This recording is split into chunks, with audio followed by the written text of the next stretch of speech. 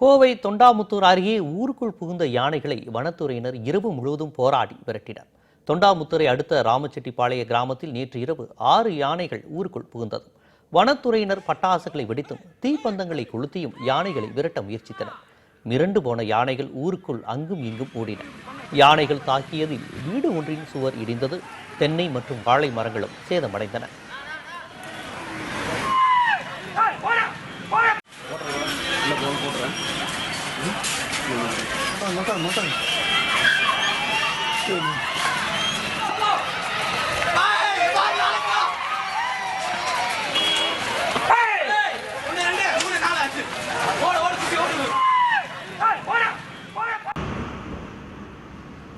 பல மணி நேர போராட்டத்திற்கு பின்னர் யானைகள் காட்டுக்குள் விரட்டப்பட்டன.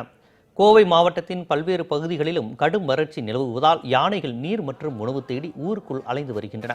யானைகள் ஊருக்குள் வருவதை தவிர்க்க அமைக்கப்பட்டிருக்கும் நீர் அகழிகளில் தண்ணீர் வறண்டு விட்டதாகவும் புகார் எழுந்துள்ளது. இதனிடையே கோவையில் பள்ளி ஒன்றில் வைக்கப்பட்டிருந்த கண்காணிப்பு கேமராவில் யானை கூட்டம் ஒன்று பள்ளியின் கதவுகளை உடைத்துக் கொண்டு உள்ளே நுழைவது போன்ற காட்சிகள் பதிவாகியுள்ளன.